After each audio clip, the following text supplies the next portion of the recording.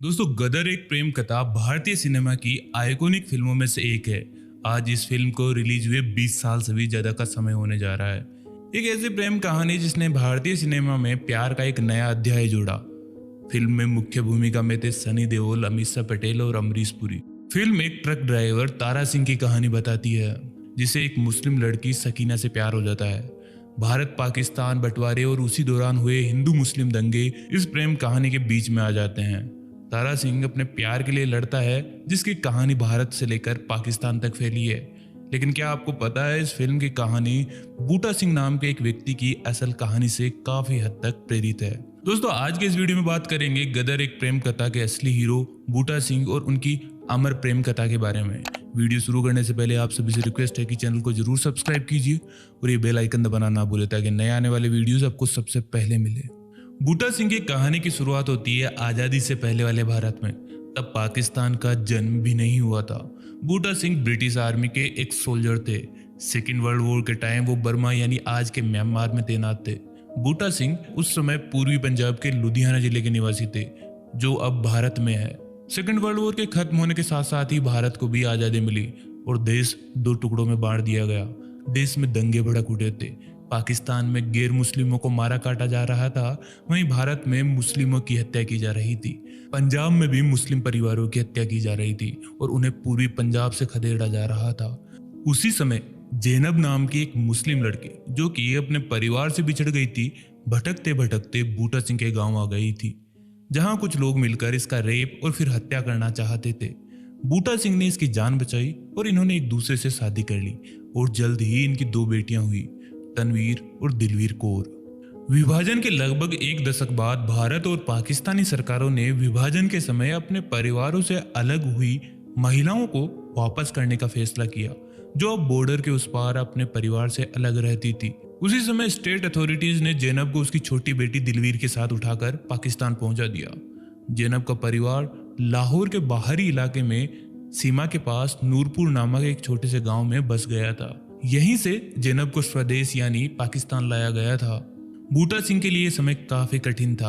अपनी बड़ी बेटी को अपने साथ लेकर बूटा सिंह दिल्ली गए, जहां उन्होंने अधिकारियों से अपील करके अपनी पत्नी और बच्चे को वापस लाने की तमाम कोशिशें की। जब सब कुछ करने के बाद वो असफल रहे तो उनके सामने कोई दूसरा विकल्प नहीं बचा, तो उन्होंने अपना धर्म परिवर्तन कर इस्लाम में परिवर्तित कर लिया अपने आप को और अपनी पत्नी और बेटी को वापस पाने के लिए पाकिस्तान में प्रवेश करने का फैसला किया। इस तरह वह जमील अहमद बन गए और अवैध रूप से सीमा पार कर वो नूरपुर पहुंच गए। वहां पहुंचने के बाद बूटा सिंह ने जैनब से मिलने की तमाम कोशिशें की, जहां जैनब के परिवार वालों ने उन्हें पकड़ लिया और मारा पीटा, जिसके बाद राज्य सरकार को सौंप दिया। कानूनी सुनवाई के दौरान बूटा सिंह ने दावा किया कि वह अपनी पत्नी के लिए आया था और अगर वह एक बार अदालत में पेश हो सकती है तो वह उसके पक्ष में गवाही देगी। आखिरकार लाहौर हाई कोर्ट ने जैनब को तलब किया। इस मामले ने अब लोगों का ध्यान भी अपनी ओर खींचना शुरू कर दिया था। अब जैनब जो भी कुछ कहने वाली थी, उसमें लोगों की बहुत दिलचस्पी थी। जैनब अपने परिवार के सदस्यों से घिरी हुई बुर्का पहनकर हाई कोर्ट पहुंची। उसने अदालत में ना सिर्फ बूटा सिंह के पास वापस जाने से इनकार किया, बल्कि उसने अदालत से दरख्वास्त की कि उसकी छोटी बेटी, जो कि जैनब के साथ रह रही थी, उसे भी बूटा सिंह को सौंप दिया जाए। मतलब वो अपनी छोटी बेटी को भी अपने साथ नहीं रखना चाहती थी। जैनब ने जिस तरह से गवाही दी, उस बात को लेकर कई अटकलें लगाई जा रही थी। उसमें जो सबसे पॉपुलर थ्योरी थी वो थी कि उसने जो कुछ भी कहा वो सिर्फ अपने परिवार वालों के दबाव में कहा। वहीं आज के जो प्रेमी लोग, जिन्होंने बाद में फिल्में बनाई और उनकी प्रेम कहानी के बारे में किताबें लिखी, उन्होंने भी यही दावा किया। इसके अलावा वो किसी और विकल्प की कल्पना भी नहीं कर सकते थे। जैनब की इस गवाही ने बूटा सिंह को अंदर तक झकझोर कर रख दिया था। वो पूरी तरह से टूट गए थे। इससे निराश होकर बूटा सिंह ने ट्रेन के आगे छलांग लगाकर अपने प्राणों की आहुति दे दी। उनकी अंतिम इच्छा थी कि उन्हें उनकी प्रियतमा जैनब के गांव नूरपुर में दफनाया जाए, लेकिन ये सब भी पॉसिबल नहीं हो सका, क्योंकि ये सब जैनब के परिवार वालों के आत्मसम्मान के खिलाफ था। उन्होंने इसका विरोध किया और लड़ाई करने पर फिर से उतारू हो गए, जिसके बाद उन्हें मियां साहिब में दफनाया गया। लेकिन मौत के बाद उनकी कहानी दूर दूर तक फैलती गई। अब उनकी कब्र युवा प्रेमियों के लिए एक तीर्थ बन गई थी। उन्हें शहीद मोहब्बत कहा जाता था। उनके अनुयायी उनकी मिट्टी की कब्र को पक्का करना चाहते थे और उसके चारों ओर एक ईंट का मंदिर भी बनाना चाहते थे। हालांकि कुछ ऐसे भी थे जो सिख के इस तरह के किसी भी महिमा मंडन का पुरजोर विरोध करते थे।